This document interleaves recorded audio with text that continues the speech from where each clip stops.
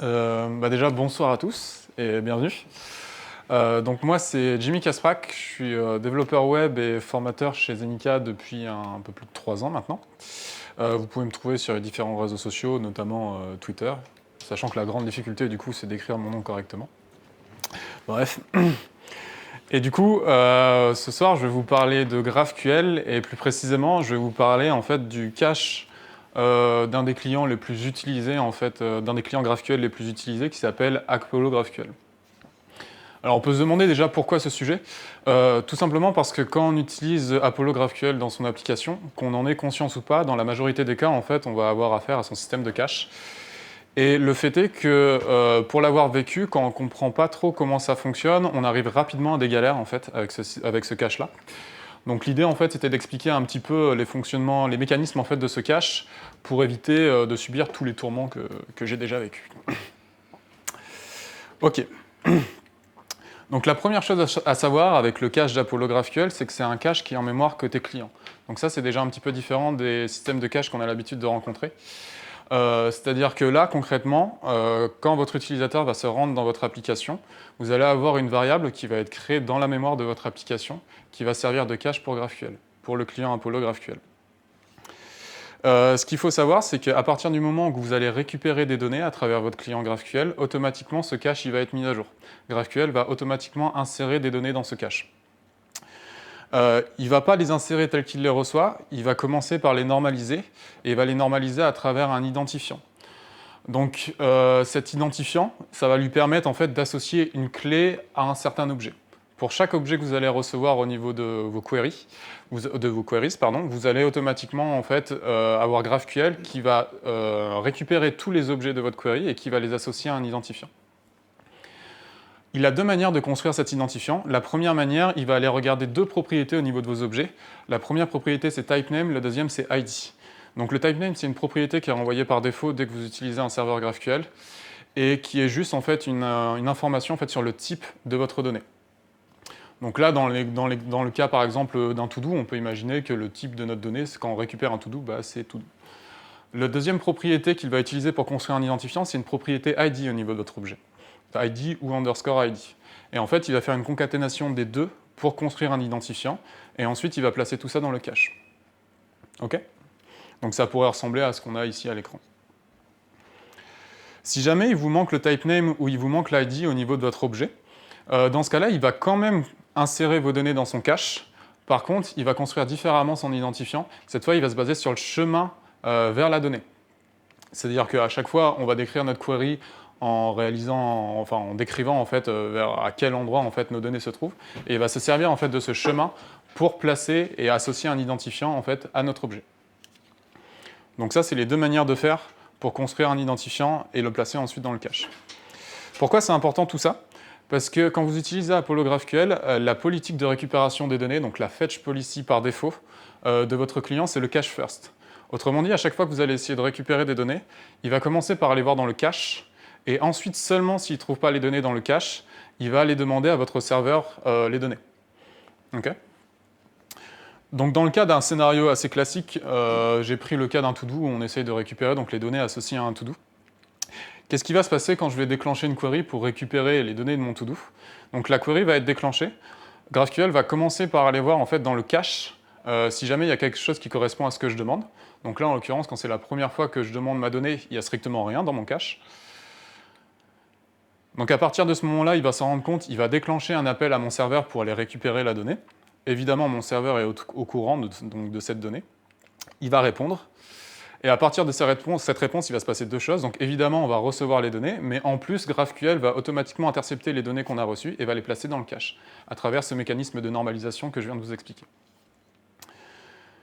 L'avantage de ça, c'est qu'une fois qu'on a fait cette première query, qu'est-ce qui se passe si jamais je redemande les mêmes données un peu plus tard dans mon application ?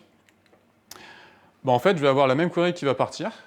Cette fois, GraphQL en fait, va aller interroger mon cache, et cette fois, il y aura quelque chose dans mon cache directement qui correspond à ce que j'ai demandé, et donc il n'ira pas plus loin, il va s'arrêter là.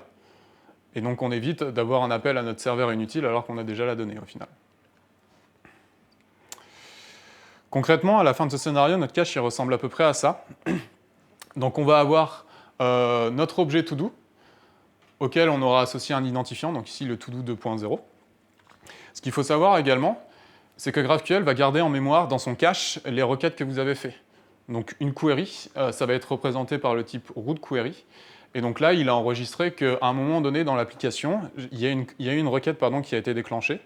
On a demandé une propriété todo à l'intérieur, et l'objet qui a été renvoyé dans cette propriété-là, c'est l'objet qui est identifié par l'identifiant justement todo 2.0.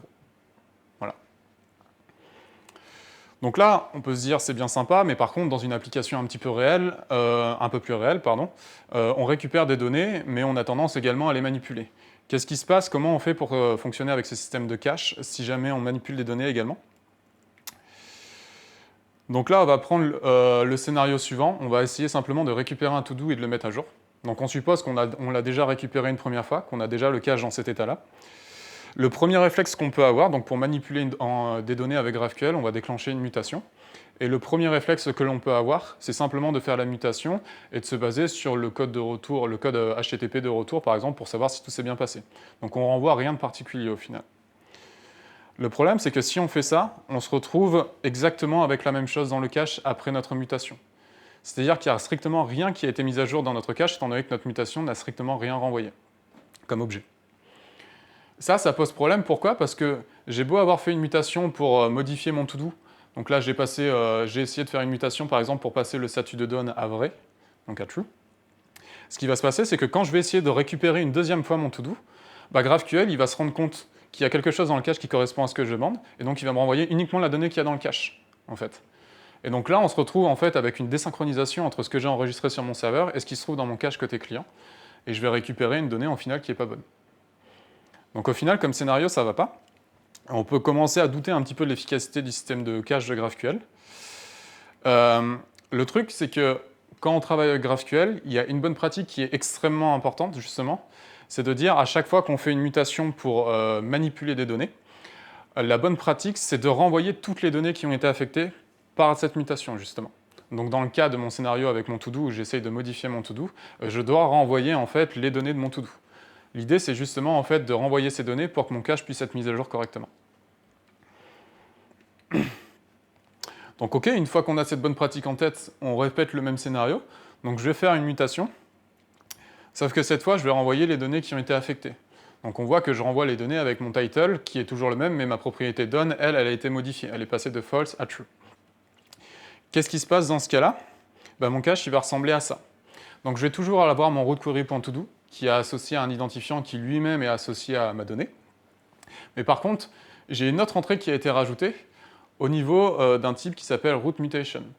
Donc de la même manière que GraphQL enregistre vos queries et enregistre ce qui a été renvoyé dans vos queries, il fait exactement la même chose au niveau de notre mutation. Ce qui s'est passé, c'est que notre objet ici, il n'a pas renvoyé d'ID, donc il a été obligé de se passer sur le chemin d'accès à la donnée en fait, pour mettre à jour son cache. Et là, ça ne va toujours pas au final. Pourquoi? Parce que quand on va essayer de récupérer une deuxième fois en fait, nos données, au final, quand on récupère nos données, on ne fait pas une mutation, on fait une query encore une fois. Donc en fait, il va aller regarder dans ce qui se trouve dans rootQuery.todo, et il va voir un identifiant associé à un objet, donc il va aller récupérer les données de cet objet-là. Donc on va encore une fois se retrouver avec les mauvaises données, donc l'ancienne version de notre to-do qui va être envoyée ensuite. Donc là, c'est pareil, on commence à se dire, le cache, ça commence à être un peu pourri quand même. Il y a plusieurs manières de faire du coup pour adresser le problème. Une des manières de faire qui est possible, c'est de changer la politique de récupération des données, donc les fetch policies. Donc là, c'est une liste non exhaustive, il y en a d'autres, mais ça, c'est deux fetch policies qui sont assez couramment utilisées. La première, c'est le cache and network. L'idée, c'est de dire, OK, à chaque fois que tu vas essayer de me fournir des données, tu peux aller voir dans le cache. Par contre, en même temps, tu me déclenches un appel à mon serveur. L'avantage, c'est que du coup, comme il commence toujours par aller voir dans le cache, j'ai toujours un affichage très rapide. Et par contre, comme il demande en plus les données à mon serveur, au bout d'un moment, je suis sûr d'avoir la bonne version de mes données qui arrivent dans mon application. La deuxième politique qu'on peut également utiliser pour adresser ce genre de problème, c'est le network only. Donc là, l'idée, c'est de dire, on abandonne complètement l'utilisation du cache, tu me fais juste un appel à mon serveur. Voilà. Donc ça, c'est des techniques qui marchent, mais il y a peut-être un petit peu plus intéressant. L'idée, c'est de se demander qu'est-ce qui se passe en fait si je reçois un ID à chaque fois au niveau de mes données. Parce qu'on se souvient qu'en fait, quand il construit un identifiant pour placer des données dans mon cache, il se base sur le type name et sur l'ID. Donc, encore une fois, on part du même scénario avec le même cache, sauf que cette fois, on va faire une mutation qui va me renvoyer un objet to-do avec son ID en plus. Qu'est-ce qui va se passer dans ce cas-là? Eh bien, il va se passer la chose suivante. Au niveau de mon cache, je vais me retrouver en fait avec mon identifiant to-do 2.0 qui a associé un objet, et cet objet aura été mis à jour. Tout simplement parce qu'il va récupérer, GraphQL va être capable d'intercepter les données qui ont été renvoyées depuis ma mutation. Il va construire un identifiant à partir de ça, le type name étant toujours renvoyé automatiquement.